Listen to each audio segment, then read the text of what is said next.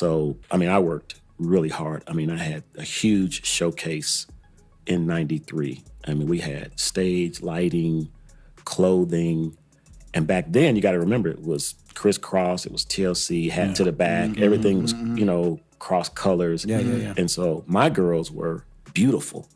They were young, sexy, and beautiful. And nobody liked them. Nobody liked them. Yeah. Puffy didn't like them. Kenny didn't like them. Clive Davis didn't like them.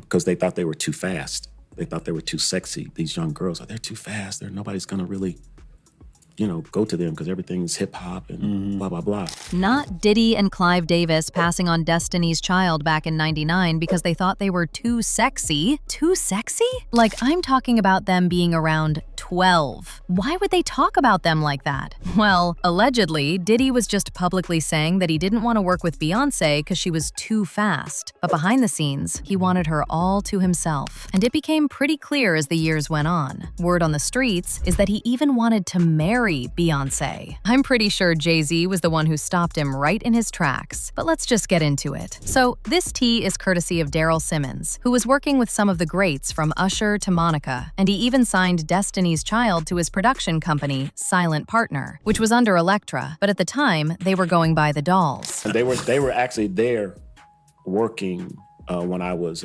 writing, I think, because I remember Beyonce said, you writing that for Monica? I said, yeah, Dallas really needs a song. She goes, oh, that's nice. She was there? She was at my studio. They were rehearsing. I had them rehearsing. They were taking school. I had a tutor because I was, like you were doing down there, I was developing them. So they were signed to my production company for like 3 years. But I would say that to say they were all around each other. And that's why I think today they still stand at the top because they came from the old work ethic. He actually admitted that back in the early days, he was so focused on Beyonce's star power that he actually wanted to rename the entire group Beyonce. Like, full group, one name. Beyonce! However, Matthew Knowles immediately shut that down, telling him the other girls' parents would absolutely not allow it. Now, because of this and a few other things, Daryl and Matthew bumped heads a lot, and there was tension, ego, and two strong personalities trying to steer the same ship. But with time, both men realized that instead of pushing against each other, they could have built something even stronger if they had worked together more intentionally. Actually, Daryl even humbled himself, saying he was young back then, and honestly didn't really know what he was doing. And it was his way of acknowledging that he had big ideas, but not always the experience or the diplomacy to back them up. He also said that in 1999, when LaToya and Latavia were out of the group, he was getting calls from all sorts of publications, but he never spoke, and he never sold them or her out because he promised B he wouldn't. When they got dropped from Elektra, and they left the meeting with him knowing they were no longer going to be working with him, they were very upset, but he told them they will be okay. Well, even after Daryl cut ties with the group, he said that Beyonce never forgot the role he played in their early story, and years later, she personally reached out to him, asking if he still had any footage from those early Destiny's Child days. Apparently, a lot of her old material had been lost in a fire, and Daryl, being the one who always had a camera in his hand, was one of the only people who might still have pieces of that history. And guess what? Beyonce didn't just send someone to pick it up. She flew him to New York herself, and they sat together going through tapes, watching old clips, flipping through pictures, just revisiting moments that shaped the beginning of her journey. So, Daryl said he filmed everything because he knew the group was special from day one. Something in him told him Beyonce would eventually come back for all that material. So he packed everything away in a box and held on to it for years. And sure enough, that call came. And it proved to him that even after all the bumps, disagreements, and distance, Beyonce still valued what he captured and the part he played in the foundation of her legacy. Based on what he said, people from her team kept walking into the room and getting emotional, literally crying as they watched the never-before-seen footage of Beyonce and the girls growing, rehearsing, and becoming Destiny's Child. And now I learned the meaning in your story. And there's enough love for me to stay. I wanna be where you are. Oh, anywhere you are.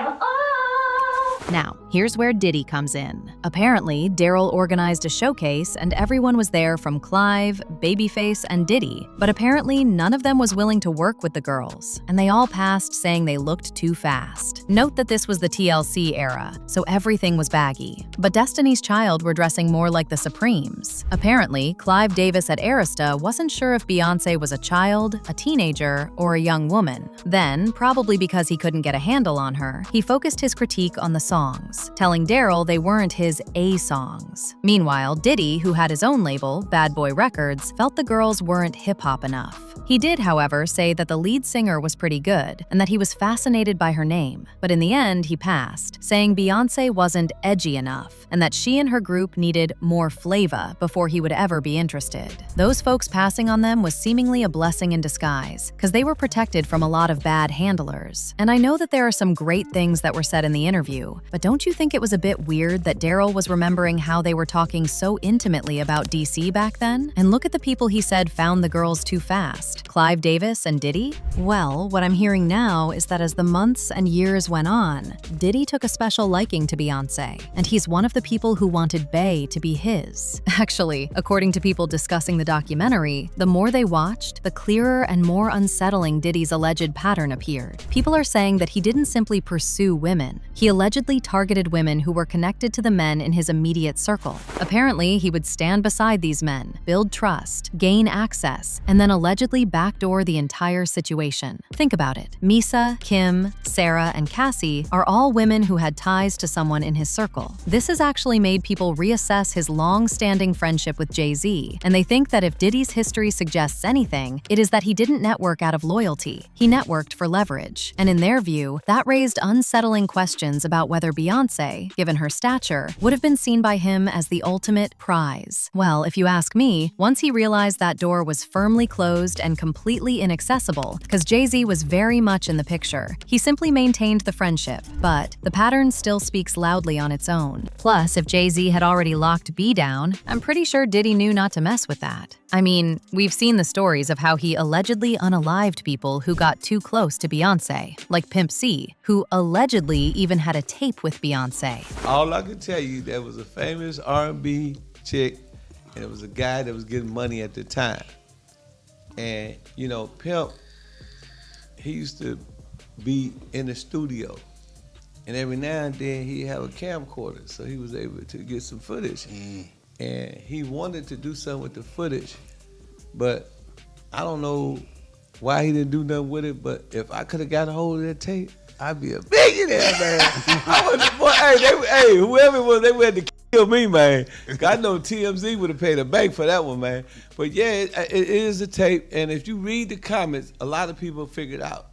Okay. A lot of people figured out because, you know, people that was in Houston at the time, they know who was a little loose. See, in December 2007, on Jay-Z's birthday, Pimp C was found dead in his hotel room, with a coroner's report attributing his death to complications stemming from heavy consumption of lean and his pre-existing condition of sleep apnea. As for what exactly happened, Pimp C had been staying at the Mondrian Hotel in West Hollywood, California, where he had been working on new music and performing with Too Short. On the morning of December 4th, 2007, he was scheduled to fly back home, where his wife was waiting with his cousin at the airport to pick him up. And after not hearing from him the morning of the scheduled flight, his wife called the hotel and requested that they check on him. Based on reports, the hotel staff discovered Pimp C unresponsive in his hotel room, where paramedics pronounced him dead shortly after, and it just never added up. I never really heard